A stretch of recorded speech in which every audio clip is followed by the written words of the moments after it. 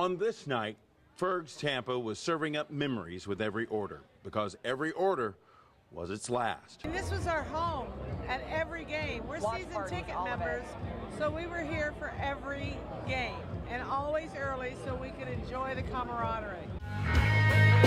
Fans of Ferg's knew this day was coming for a while now, but for loyal customers like Nikki Wood, it didn't make this night any easier. So last season they told us they were closing down. At the last playoff game, we thought it was going to be the end, and we got told that they were coming back, so we were super excited, but I'm heartbroken. What's your favorite Ferg's moment? Last St. Patty's Day, they had our favorite band come in, No Filter Band.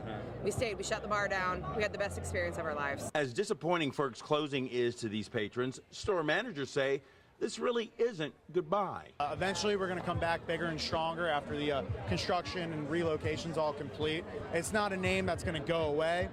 Ferg's is going to be a name that should be still in your minds because it's going to be back better than ever.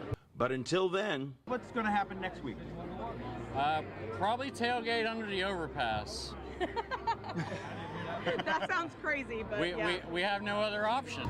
They'll be back, and when they're back, we'll be there. In Tampa, Trevor Pettiford, Spectrum Bay News 9. Unlike basketball or golf, racing doesn't have a female series. But that hasn't stopped women from breaking through the checkered flag to fulfill their need for speed.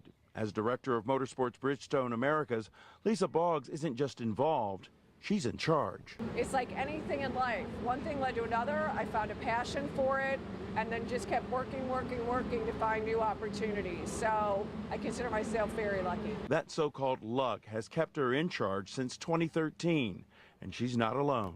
Yes, it is male dominated by nature of the beast, but there are a lot of women in the sport. And what has really changed is what we're all doing. Take what Jessica Mace is doing.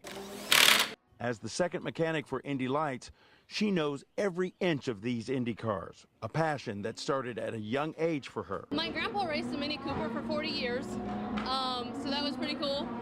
My dad was always building something, so I learned a lot from my dad. Grandpa gave me the bug for racing, but I learned a lot from my dad. But getting to this elite level of performance, Jessica says she had to endure some rough road. I don't get direct from them. It's more you just get ignored. They just, don't talk to you, ignore you, and you just deal with it. You keep doing your thing, and eventually you gain their respect because they realize, oh, she can do this. And on this International Women's Day, she's waving the green flag for more to follow in her footsteps. If you have an interest in it, then go for it. But if it's something you feel like you're getting forced into, you're never going to like it. At the Firestone Grand Prix, Trevor Pettiford, Spectrum Bay News 9. So if racism is the gunpowder, then stand your ground is the match. Here in Tampa Bay, we're all familiar with the tragic and controversial incident that left Marquise McLaughlin dying in front of his son.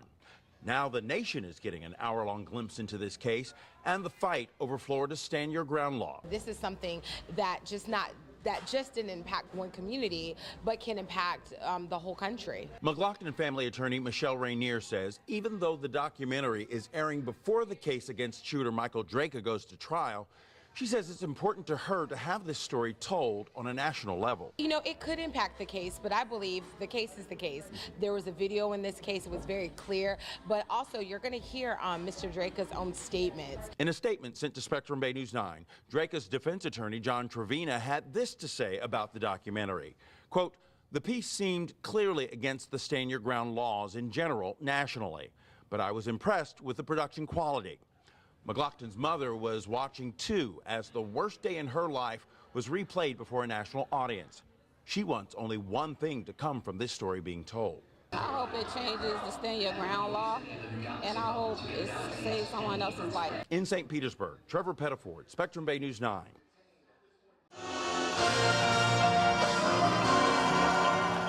The sights and sounds of marching bands taking the turf at Tropicana Field are now just a memory. For the last 14 years, the Florida Marching Band Championship has held its annual competition here in November. But that won't be the case this year. I said, well, November 23rd is what we're looking for. Sorry, that date is taken. I'm like, okay, well, we can back up a week. How about November 16th? Well, no, that date's also taken. FMBC Executive Director Kathy Kirsten says talks with Trop officials broke down in January. The competition brings nearly 100 high school marching bands to St. Petersburg from across the state. filling more than 2,000 hotel rooms and generating a lot of revenue, according to competition officials. Now, all of those bands and all of that revenue are marching up I-4 corridor to Daytona Stadium this November. But Kirsten says they're going to miss their old home. Going into Tropicana Field was the coolest thing for these kids. You see their eyes look up in this indoor stadium, and it's amazing. There are even posts on some of our Facebook, some of the people going, oh, we loved driving on the highway and seeing that stadium, and the kids get these goosebumps and they just know it's going to be the coolest thing. Now, officials here at the Trop wouldn't go into details about why they couldn't host the marching band competition this year, except to say that they've signed a contract with an even bigger event during that same time period. At Tropicana Field, Trevor Pettiford, Spectrum News.